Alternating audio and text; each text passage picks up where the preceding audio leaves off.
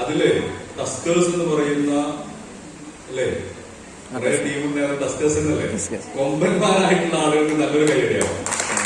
ഓരോ ലീഡേഴ്സിനെയും പേരെടുത്ത് വിളിച്ച് അഭിനന്ദിക്കണമെന്നുണ്ട്, പക്ഷെ സമയമില്ല. എങ്കിലും എന്നെ ഏൽപ്പിച്ച കാര്യം 2 മിനിറ്റ് കൊണ്ട് എങ്ങനെ നമുക്ക് വെൽനസ് പറയാം. ഓക്കെ, എന്താണ് വെൽനസ്, എന്താണ് ഇൽനെസ്? ഒറ്റ കാര്യമേ ഉള്ളൂ. നമ്മള് ജീവിതശൈലി രോഗങ്ങൾക്ക് ചികിത്സിക്കുന്നുണ്ട്, പക്ഷെ ചികിത്സ തുടർന്നുകൊണ്ടിരിക്കുന്നു, രോഗം തുടർന്നുകൊണ്ടിരിക്കുന്നു. ഓരോ വർഷം കഴിയുമ്പോഴും ചികിത്സിക്കുന്നയാളുടെ ആരോഗ്യം മോശമായിക്കൊണ്ടിരിക്കുന്നു. ഈ ഒരു അവസ്ഥയിലാണ് നമ്മൾ എല്ലാവരും ഉള്ളത്, ശരിയല്ലേ? ഇനി എന്തുകൊണ്ട് ചികിത്സിച്ചിട്ട് രോഗങ്ങൾ മാറുന്നില്ല? മെഡിസിൻ കഴിച്ചുകൊണ്ടേ ഇരിക്കണം നിർബന്ധമാണ്, മെഡിസിൻ ഒഴിവാക്കാൻ കഴിയില്ല. റീസൺ, ജീവിതശൈലി രോഗങ്ങൾ എന്ന് പറയുന്നത് നമ്മളുടെ ആന്തരിക അവയവങ്ങളുടെ തകരാറ് വന്നതിന് ശേഷമുള്ള അവസ്ഥയാണ്. ആന്തരിക അവയവങ്ങൾ, ചെറിയ ഗ്രന്ഥികൾ പോലും അല്ലെങ്കിൽ കോശങ്ങൾക്ക് വരെ സംഭവിക്കുന്ന തകരാറിന് ശേഷമുള്ള അവസ്ഥകളെയാണ് നമ്മൾ ജീവിതശൈലി രോഗങ്ങൾ എന്ന് വിളിക്കുന്നത്. കോശങ്ങൾക്ക് തകരാറ് സംഭവിക്കുമ്പോൾ നമ്മൾ അതിനെ ക്യാൻസർ എന്ന് വിളിക്കുന്നു. അപ്പൊ നിങ്ങൾക്ക് പിടുത്തം കിട്ടിയിട്ടുണ്ടാവും. അഥവാ ഈ അവയവങ്ങളുടെ പ്രവർത്തന രാഹിത്യത്തിന് ശേഷമാണ് അത് നമ്മൾ തിരിച്ചറിയുന്നത്.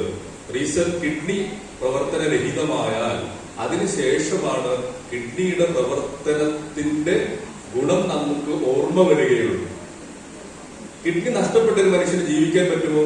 തീർച്ചയായിട്ടും ജീവിക്കാൻ പറ്റും. എങ്ങനെ? കിഡ്നി എന്തായിരുന്നു ചെയ്തുകൊണ്ടിരുന്നത്? ശരീരത്തിലെ രക്തശുദ്ധീകരണമായിരുന്നു കിഡ്നിയുടെ പ്രധാനമായിട്ടുള്ള ധർമ്മം. അപ്പൊ രക്തം ശുദ്ധീകരിച്ചു കൊടുത്താൽ ഒരു മനുഷ്യന് വീണ്ടും ജീവിക്കാം. അങ്ങനെയാണ് ഡയാലിസിസ് കണ്ടെത്തിയത്.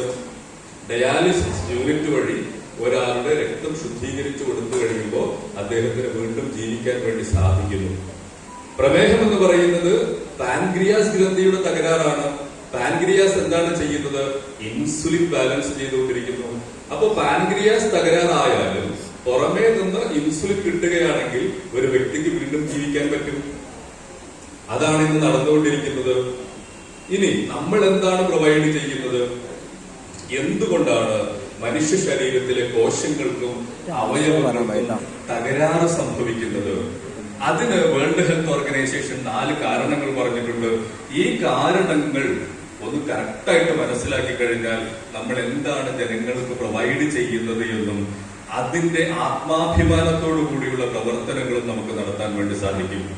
അവയവങ്ങൾ തകരാറാകാനുള്ള ഒരു കാരണം ടെൻഷനാണ്. ടെൻഷനാണത്രേ ഈ അവയവങ്ങളുടെ തകരാറിലേക്ക് എത്തിക്കുന്നത്. വലിയൊരു സയൻസാണ്, സമയമില്ലാത്തതുകൊണ്ട് പറയുന്നില്ല. രണ്ടാമത്, എക്സസൈസ് ചെയ്യണം, എങ്കിൽ നമ്മുടെ അവയവങ്ങളൊക്കെ വലിയ നല്ല രീതിയിൽ പ്രവർത്തിക്കും. മൂന്നാമത്, നന്നായിട്ട് റെസ്റ്റ് കൊടുക്കണം ശരീരത്തിന്. പ്രധാനപ്പെട്ടത് ഉറക്കമാണ്. അതിന്റെ അഭാവവും ശരീരത്തിന്റെ പ്രവർത്തന രാഹിത്യങ്ങളിലേക്ക് എത്തിക്കും. അതിനേക്കാളൊക്കെ ഉപരി ഭക്ഷണത്തിലൂടെ നമ്മുടെ ശരീരത്തിന് കിട്ടേണ്ടുന്ന പോഷകങ്ങൾ കിട്ടാതിരിക്കുന്നതും ഈ അവയവങ്ങളുടെ തകരാറിലേക്ക് എത്തിക്കും. നമ്മൾ എന്താണ് ഇവിടെ ചെയ്യുന്നതെന്ന് ചോദിച്ചാൽ, ഭക്ഷണത്തിലൂടെ കിട്ടേണ്ടുന്ന പോഷകങ്ങൾ മുഴുവനായിട്ടും കിട്ടാത്തത് കൊണ്ട് തന്നെ നമ്മൾ അതിനെ അഡീഷണൽ ആയിട്ട് നമ്മുടെ കമ്പനി നിർമ്മിച്ചിട്ടുണ്ട്. കമ്പനി അത് പല രീതിയിൽ നിർമ്മിച്ചിട്ടുണ്ട്. ജ്യൂസ് രൂപത്തിലുണ്ട്, ലേഹ്യ രൂപത്തിലുണ്ട്, പൗഡർ രൂപത്തിലുണ്ട്, ക്യാപ്സൂൾ രൂപത്തിലുണ്ട്. ഇത് ഭക്ഷണത്തിന്റെ കൂടെ നമ്മൾ അഡീഷണലി കഴിച്ചു കൊടുക്കുക എന്നുള്ളത് ലോകം അംഗീകരിച്ചിട്ടുള്ള ഒരു ശാസ്ത്രമാണ്. അതിനെയാണ് വെൽനസ് എന്ന് വിളിക്കുന്നത്.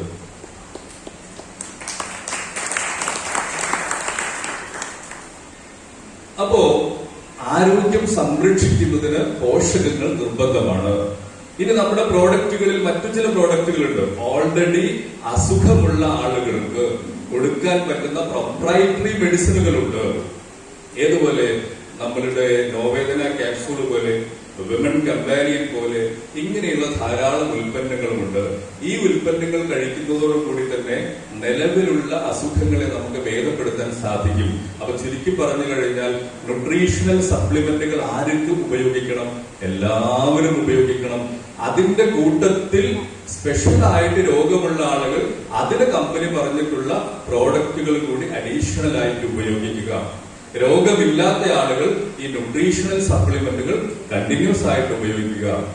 ആയുസ്സുള്ള കാലത്തോളം ആരോഗ്യത്തോടു കൂടി നമുക്ക് ജീവിക്കാൻ പറ്റും. എല്ലാവർക്കും അതിന് സാധിക്കട്ടെ എന്ന് ആത്മാർത്ഥമായി ആഗ്രഹിക്കുന്നു, പ്രാർത്ഥിക്കുന്നു. എന്റെ ഗ്രേറ്റ് ലീഡർ അൽതാഫ് സാറിന് നല്ലൊരു കൈയടി കൊടുക്കൂ. അദ്ദേഹത്തിന്റെ സംസാരത്തിൽ നിന്ന് അദ്ദേഹത്തിന്റെ വിജയഗാഥകൾ നമുക്ക് കേൾക്കാൻ വേണ്ടി സാധിക്കും. ഒരിക്കൽ കൂടി ഇസ്മായിൽ സാറിനും തസ്നിക്കും മറ്റെല്ലാ ലീഡേഴ്സിനും എല്ലാവിധ ഭാവങ്ങളും നേർന്നുകൊണ്ട് വിജയാംശങ്ങൾ നേർന്നുകൊണ്ട് നമുക്ക് എല്ലാവർക്കും ഡയമെൻഷിപ്പ് ആഘോഷിക്കാൻ ദൈവാനുഗ്രഹം ഉണ്ടാകട്ടെ എന്ന് ആത്മാർത്ഥമായി ആഗ്രഹിക്കുന്നു. Thank you.